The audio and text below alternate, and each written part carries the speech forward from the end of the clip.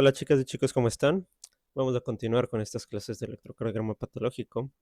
Ya habíamos visto previamente las alteraciones del intervalo PR, específicamente el PR largo, ¿no? Con los bloqueos auriculoventriculares, tanto primero, segundo y tercer grado. En esta ocasión vamos a ver qué pasa cuando el intervalo PR es un PR corto. Em, Haciendo un pequeño recorderis del intervalo PR, es ese periodo en el cual está entre el inicio de la onda P y el inicio del QRS. Es decir, básicamente el intervalo PR engloba la onda P y el segmento PR. ¿Qué nos traduce fisiológicamente el intervalo PR? La conducción auriculoventricular, es decir, ese retraso que existe normalmente entre aurículas y los ventrículos para que no se despolaricen simultáneamente. ¿Cuál es la duración normal? De 3 a 5 cuadraditos, que eso en segundos es 0,12 a 0,20 segundos. Cuando es mayor de 0,20 segundos, ya habíamos visto lo que pasa. Se dan los bloqueos auriculoventriculares, que lo vimos en clases previas. También se puede ver en cardiopatía isquémica, que aún no vemos eso, lo veremos más adelante, en ciertas drogas. Y en lo que nos corresponde hablar en esta clase es en el PR corto, específicamente en los síndromes de preexcitación y en los marcapasos también. Pero bueno, em, si bien los síndromes de preexcitación podrían también estudiarse como arritmias, yo ahorita les explico de una forma didáctica.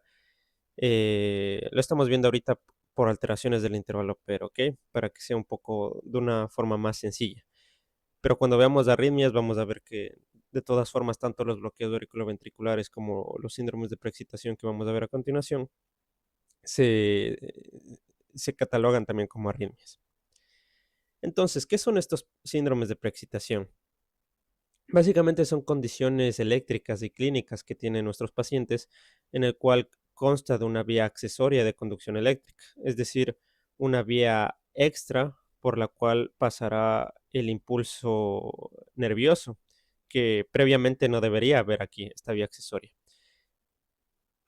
Con lo que generará que el músculo cardíaco, en este caso de los ventrículos, se active precozmente por esta vía accesoria alterna. También estos, si hablamos de síndromes de preexcitación, estos pacientes tienen historias recurrentes de taquicardias supraventriculares.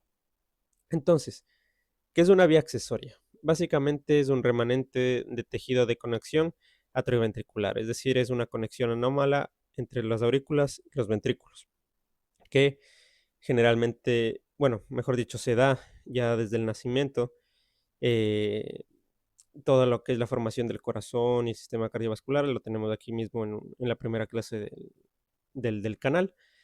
Cuando existe ya una anomalía en estas formaciones, se genera este remanente de tejido, en la cual generará estos síndromes de preexcitación.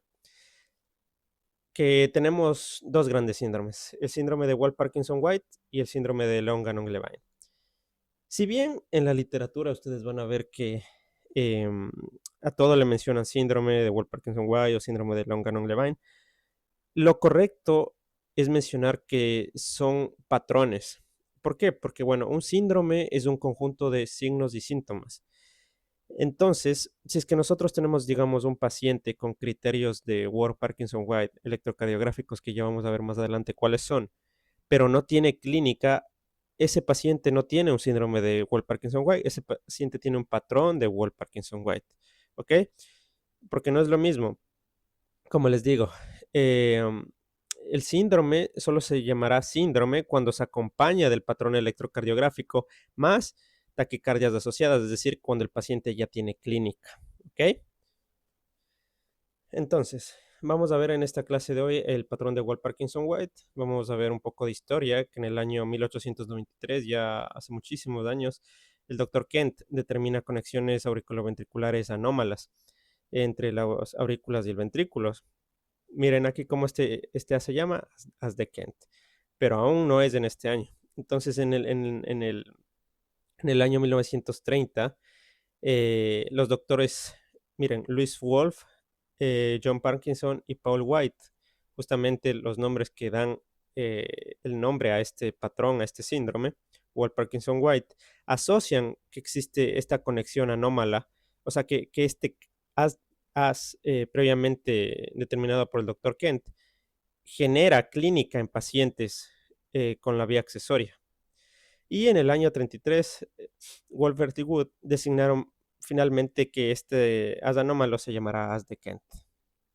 Y efectivamente, esa vía accesoria se denomina haz de Kent. ¿Cuál es la fisiopatología del Wolff-Parkinson-White?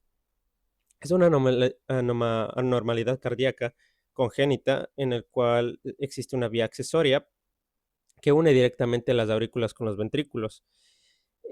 Normalmente, como les digo, el impulso va del nódulo sinusal a través de sus haces internodales hacia el nodo AB y del nodo AB pasa a través del haz de His y ahí se divide en rama derecha, rama izquierda, etc.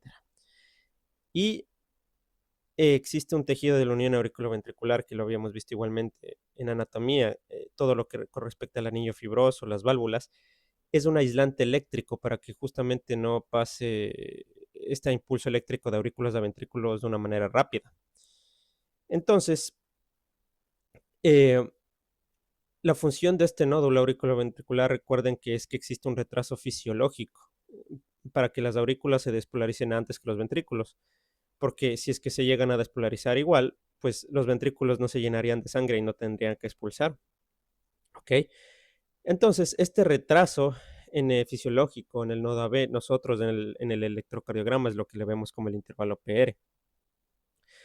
Pero esa conexión anómala va a favorecer que el impulso, parte del impulso eléctrico del nódulo sinusal, viaje por este haz de Kent.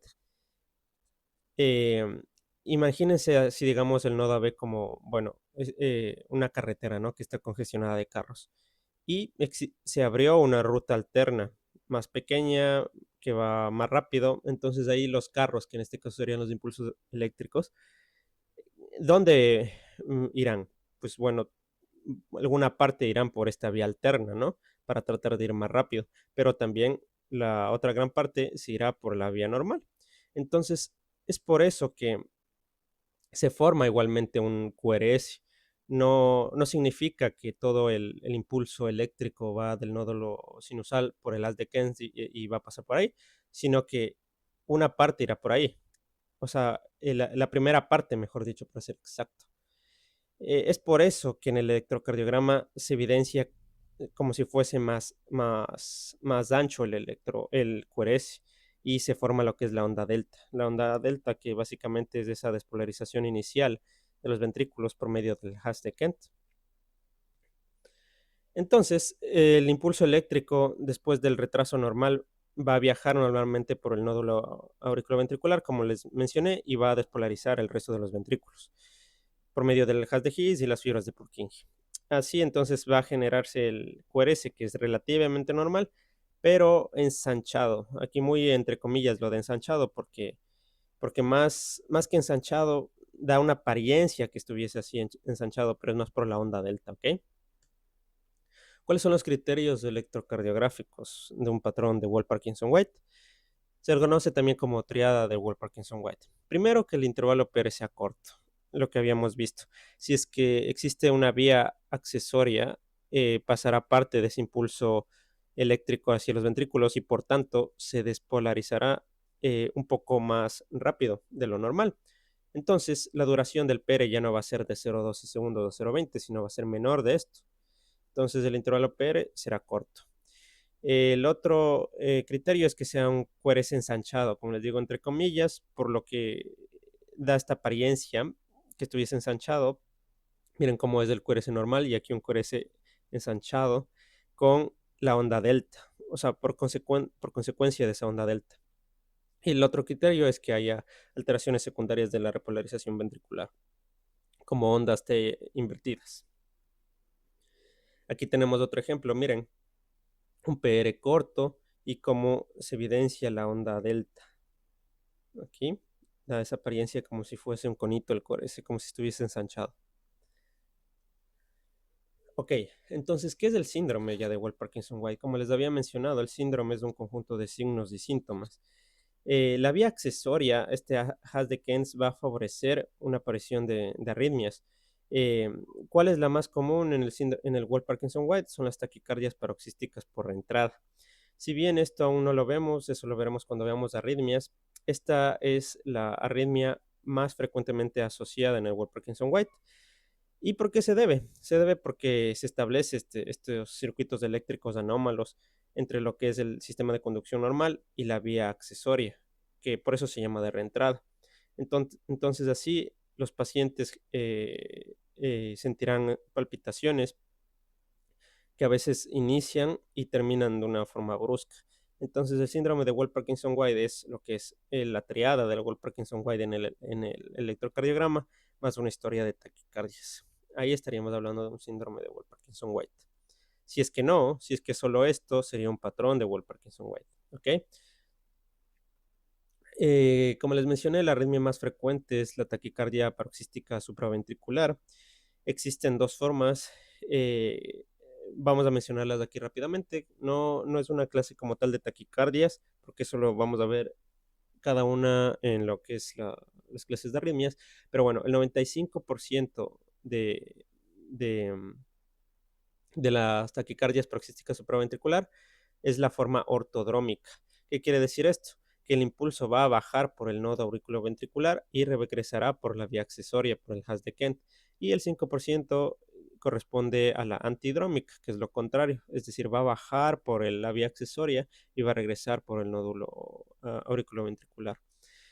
Aquí se ve como electrocardiográficamente cada uno tiene sus diferencias, pero bueno, como les digo, ahorita solo les doy un breve adelanto de lo que vamos a ver cuando veamos en arritmias. Bueno, una vez, digamos, detectamos el patrón Wolff-Parkinson-White en el electrocardiograma, ¿nosotros podríamos saber dónde se localiza esta vía accesoria? Sí, sí podríamos saberlo. ¿Por qué? Usando un algoritmo y viendo el QRS, si este es predominantemente positivo o negativo. Entonces, vamos a ver este algoritmo. Fíjense en donde tenemos que ver primero de 3, ¿no? De 3. Si es que es positivo, nos vamos a B1. B1, si es más positivo, significa que la vía accesoria estará respecto al corazón en una zona lateral izquierda. ¿Ok? Lateral izquierda o anterolateral izquierda. Si es que es más negativo, estará anteroseptal derecha. ¿Ok? Aquí igual les puse este gráfico como se da respecto al porcentaje donde es más común la localización de la vía accesoria. Fíjense en cómo está mayormente en el ventrículo izquierdo, ¿no? Entre 46 a 60%. Y donde menos se genera, pero bueno, sería el anteroseptal. Igualmente aquí vemos B1, ahí vemos, y, bueno, B1 si es que es negativo, ¿no? Y ahí vemos, tenemos que ver si es positivo o si es negativo o isodifásico. Y aquí esto háganle captura porque vamos a hacer unos ejercicios más adelante y para que ustedes analicen en dónde está la vía accesoria, ¿ok? Entonces, aquí el primer ejemplo, pónganle pausa, analicen con la mnemotecnia que siempre hemos estado utilizando hasta ahora y continuamos. Ok, entonces, lo que muchos estudiantes concuerdan que los electrocardiogramas son re feos. C de calidad, calibrado. Si bien no nos dice la velocidad, podemos darnos cuenta aquí por esta forma que está aquí. Ritmo, positivo en D1, positivo en D2, negativo en ABR, es un ritmo sinusal.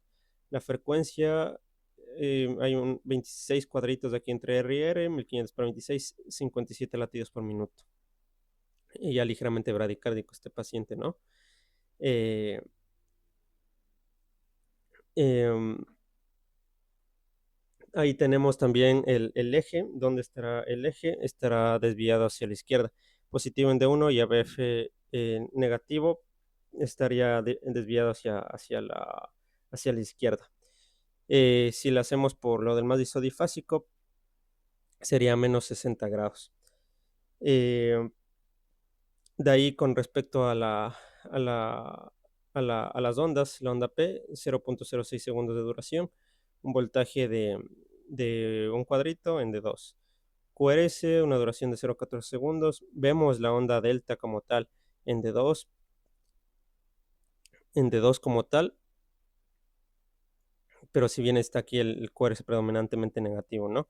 Pero donde más sí puede evidenciarse es, miren, en B2, que bueno, aquí está como C2, ¿no? Pero se ve en B2, también se ve en B3, en B4, en B5 y también en B6. ¿Ok? Aquí se ve, en precordiales se ve mejor la onda delta.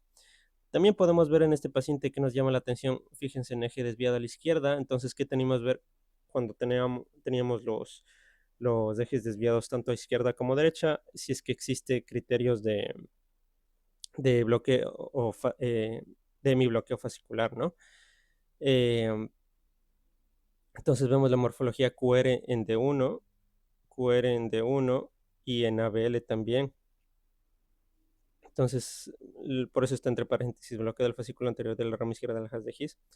Y ahora, entonces, si ya vemos como tal la onda delta, también tendríamos que ver el PR, ¿no? Pero como bueno, como todo es con un orden, seguimos aquí en el QRS. Entonces, vamos a ver dónde posiblemente esté una vía accesoria, ¿no? Vemos D3 está como tal negativo.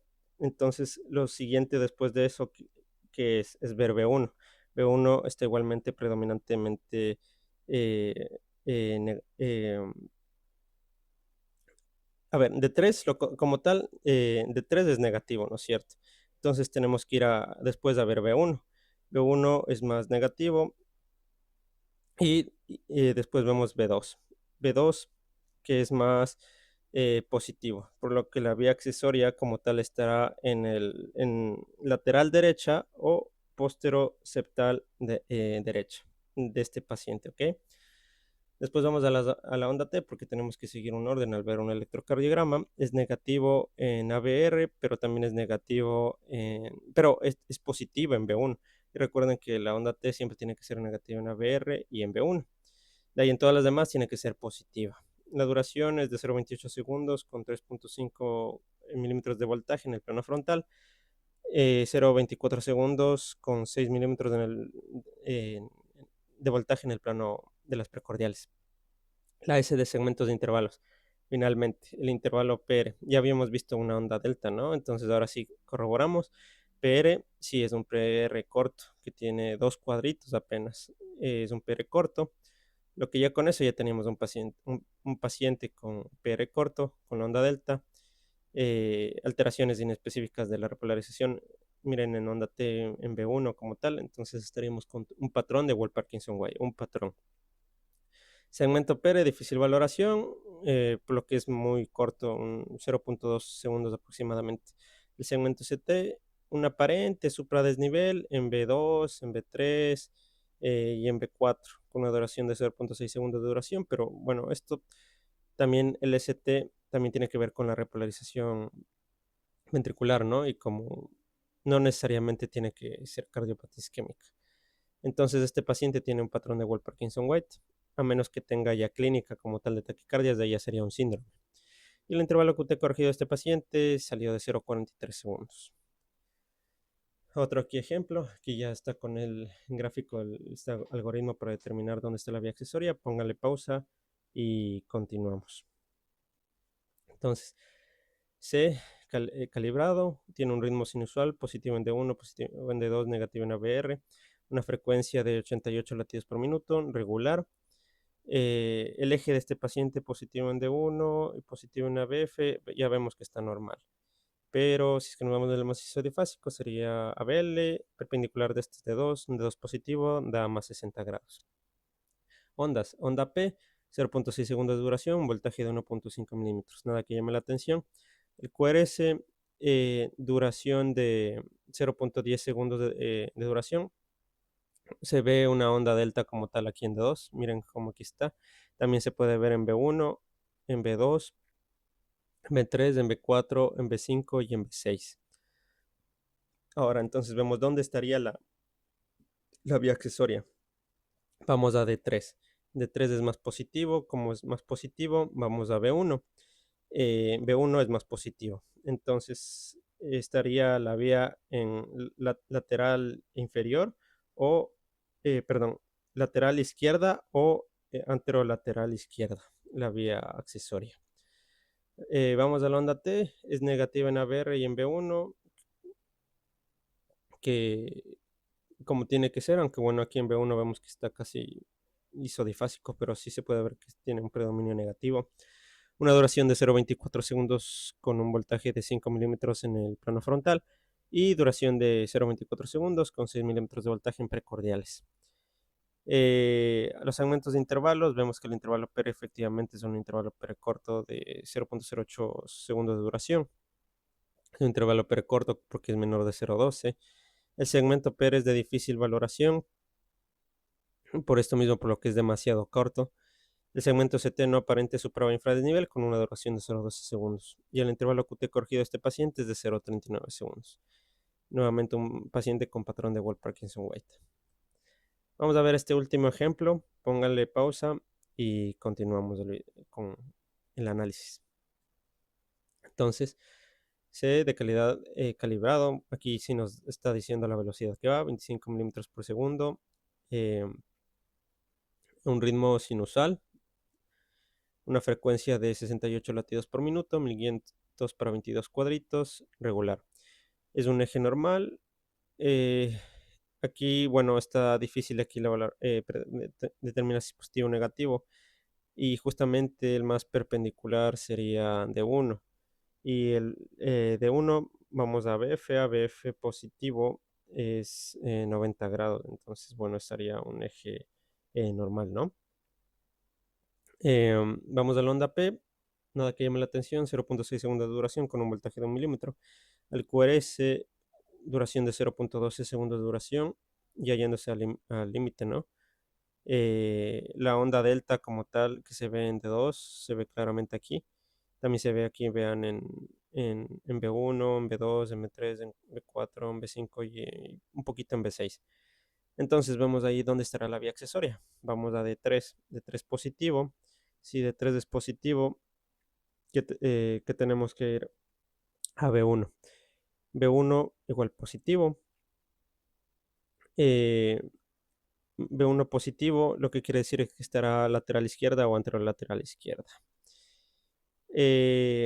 La onda T vemos que es negativa en ABR y negativa en B1 como tiene que ser, pero también es negativa en B2, en B3, y eso no es normal, ¿no? Aquí hay alteraciones inespecíficas de la repolarización ventricular. Entonces la onda T tiene una duración de 0,20 segundos con 3 milímetros de voltaje en el plano frontal y en cambio en las precordiales una duración de 0,24 segundos con 3,5 milímetros de voltaje. Los segmentos de intervalos, el intervalo PER es un intervalo PER corto, no tan corto como los anteriores que vimos, pero sigue siendo corto, de 0,10 segundos. El segmento PER de 0,04 y en el segmento CT se puede ver un aparente infradesnivel en B1, en B2 y en B3, pero como les digo, aparente. Básicamente lo que nos daría son alteraciones inespecíficas de la repolarización. Y el intervalo QT corregido de este paciente sale de 0,38 segundos. Y listo, chicos, eso con respecto al síndrome de Wolff-Parkinson-White y el patrón de síndrome de Wolff-Parkinson-White. En la siguiente clase veremos lo que es el patrón de Long-Gannon-Levine. Gracias. Muy bien, muchachos, vamos a continuar con estas clases de alteraciones del intervalo PR, el intervalo PR corto, más que nada. Ahorita vamos a valorar lo que es el patrón de Long-Gannon-Levine, que es el otro grande patrón o síndrome dentro de los síndromes de preexcitación. Ya habíamos visto lo que es el síndrome y patrón de Wolff-Parkinson-White. En esta ocasión eh, vamos a ver el Long-Gannon-Levine. Entonces, ¿de qué consiste este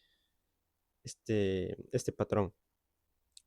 Fue descrito en 1952 por estos doctores, justamente los que les dan nombre a este síndrome, con sus apellidos Long-Gannon y Levine, en la cual hay una presencia de un haz de las fibras de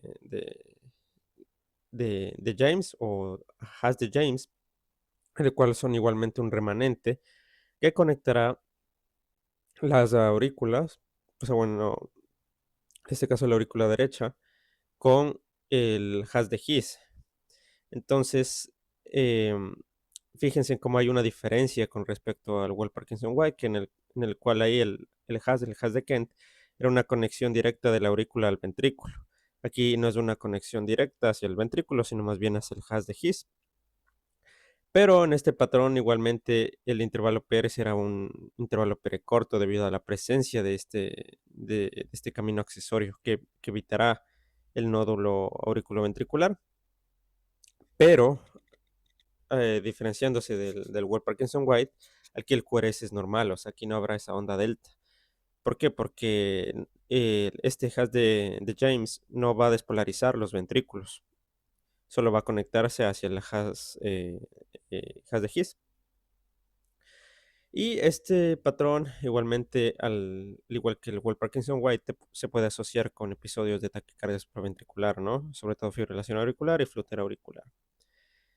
Entonces, lo que les mencionaba, el hash de James evita el nódulo auriculoventricular, entonces el impulso pasa por aquí, por el hash de James, y se conecta hacia el hash de His. O sea, no hay una despolarización directa desde aurículas a ventrículos, sino hay una despolarización desde las aurículas, pero pasa por aquí, por el hash de James, por lo que como no pasa por aquí, por el nodo AB, y recuerden ustedes que la función del nodo AB era que existe esa pausa entre aurículas y ventrículos, lo que en el electrocardiograma nosotros valoramos como el intervalo PR, pues se verá cortado, ¿ok? Así se explica el intervalo PR corto. Igualmente no se onda la onda delta, como les dije, porque no hay una despolarización ventricular directa con respecto al hash de James, como en el Wolff Parkinson White. Y después de que el estímulo pasa por el hash de James, la despolarización ventricular continúa por el hash de His y las fibras de Purkinje, ¿no? O sea, generándose un QRS normal. ¿Cuáles son los criterios? Aquí la onda P será una onda P normal. El intervalo es un intervalo PR corto. Fíjense aquí cómo está un electrocardiograma normal con la onda P, el intervalo PR, todo normal. Y aquí cómo sería en el long Ganon Levine. Como prácticamente aquí el PR sería de un cuadrito y medio, o sea, de unos 0,6 segundos prácticamente. Eso es un intervalo PR corto. No hay onda delta, a diferencia del Wolff Parkinson White, el QRS será normal y la onda T también va a ser normal. Ok, vamos a ver unos ejemplos en el electrocardiograma, pongan pausa y analícenlo. Con la mnemotecnia que les mencioné, la C de calidad, aquí mismo ya nos está diciendo, ¿no? Que trabaja a 25 milímetros por segundo y a 10 milímetros por milivoltio. La R de ritmo, positivo en D1, positivo en D2 y negativo en ABR, es un ritmo sinusal. La frecuencia cardíaca, si ustedes se fijan, es regular todos los R's intervalos. Entonces, es una frecuencia regular. Hay aquí 21 cuadritos chiquitos de 71 latidos por minuto. El eje. Si nos vamos por cuadrantes de 1 positivo y ABF positivo, es un eje normal, ¿no? Pero si vamos por el método del más disodifásico, ABL, recuerden la mnemotecnia Flor y sus tres maridos. FL, la L de Flor es la segunda letra, entonces corresponde a D2. D2 apunta positivo, es en el, en el gráfico del sistema exaxial, es 60 grados, es un eje normal. Las ondas, onda P de 0 a 10 segundos de duración y un voltaje de un cuadrito y medio. Nada que llame la atención. El QRS duración de 0 a 10 segundos, aparentemente buena progresión. Lo que llama la atención en este electrocardiograma es la morfología QR en D1 y en ABL. Miren, QR y QR. Y aparentemente una R, S en D2, D3 y ABF, pero no es la R minúscula con la S mayúscula, que es del bloqueo del fascículo anterior de la rama izquierda, ¿no? Eso también tienen que estar pendientes y siempre acompañarse del eje. Aquí tenemos que es un eje normal, entonces por eso está con los signos de interrogación aquí. La onda T es una onda T negativa en ABR y en B1, lo que es normal, como tiene que ser, y tiene que ser positiva en todas las demás derivaciones. Entonces, en ese aspecto estamos bien. En el plano frontal, del electrocardiograma tenemos que la onda T tiene una duración de 0,26 segundos con un voltaje de 4 milímetros. Y en las precordiales 0,28 segundos con un voltaje de 3 milímetros. A la S de segmentos de intervalos, ¿qué más llama la atención? El intervalo pericorto, 0,10 segundos de duración, es decir, 2 cuadritos y medio. Y el segmento peri igualmente será corto, 0,04. El segmento ST no aparente supra o infradesnivel con una duración de 0,10 segundos y el intervalo QT corregido de este paciente es de 0,43 segundos. Diagnóstico, pues bueno, un patrón de longa non-levine, ¿no? El intervalo pericorto sin la aparición de la onda delta característica que ya habíamos visto en la videoclase anterior. Vamos a ver este último ejemplo, póngale pausa y continuamos. Es un electrocardiograma calibrado, si bien no nos dice los valores. Un ritmo sinusal, positivo en D1, positivo en D2 y negativo en ABR. Una frecuencia cardíaca, aquí hay unos 15 cuadritos, 1500 para 15, 100 latidos por minuto, ya yéndose a una taquicardia, ¿no? Como que en el límite superior de la frecuencia cardíaca. El eje es positivo en D1 y en ABF positivo, que es el cuadrante inferior izquierdo, que es un eje, o sea, un eje normal, ¿no? Y si es que nos vamos por el método más isodifásico, ABL igualmente sería en este caso. Y la perpendicular de este es de 2, igualmente es un eje más 60 grados. Las ondas, la onda P tiene una duración de 0,6 segundos de duración y un voltaje de 1 milímetro. El QRS tiene una duración de 0,10 segundos de duración y una adecuada progresión. Nada más que llame la atención respecto al QRS, no se evidencia ondas delta, ¿no? Pero bueno, nosotros de aquí no estamos buscando ya este patrón. Pero por eso mismo yo les doy este orden, esta mnemotecnia, para que así ustedes analicen todo y vayan poco a poco dando el diagnóstico. Por ejemplo, ahorita, hasta lo que hemos visto del QRS, estaríamos hasta un electrocardiograma normal, ¿no? Pero bueno, vamos a seguir viendo. La onda T es casi isoeléctrica como tal en B1 y no se ve como debería ser negativa. Eh, debería ser negativa en B1 y negativa en ABR y como tal no lo es, ¿no? Em, Aquí también vemos que es negativa en D3, no tiene que serlo, y también en ABF. Entonces ahí ya hay algo anormal. En el plano frontal, una duración de 0,20 segundos de duración, un voltaje de 5 milímetros. En precordiales, duración de 0,24 segundos de duración con un voltaje de 4 milímetros. Vamos a la S de segmentos de intervalos. Intervalo PR es un intervalo PR corto. Fíjense, este es más notorio que el anterior electrocardiograma. Aquí está prácticamente pegada la onda P al QRS. Tiene una duración de 0,08 segundos, que básicamente es la duración de la onda P, con un cuadrito y medio del intervalo PR. Entonces, perdón, del segmento PR. Entonces sería no valorable, o a lo mucho de 0,02 segundos. Y el segmento ST hay un aparente infradesnivel en D2, en D3 y en ABF. También en B3, en B4, en B5, en B6, ¿no? Aparente infradesnivel o trastornos inespecíficos de la repolarización ventricular. Y hay una duración del segmento ST de 0,14 segundos. Y aquí el intervalo QT corregido de este paciente es de 0,41 segundos.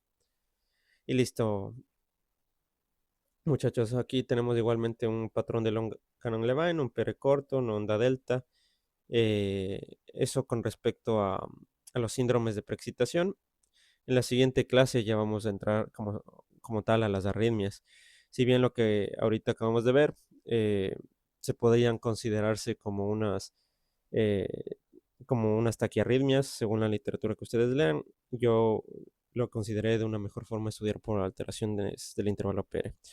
En la siguiente clase ya vamos a entrar como tal a las arritmias como tal. Gracias.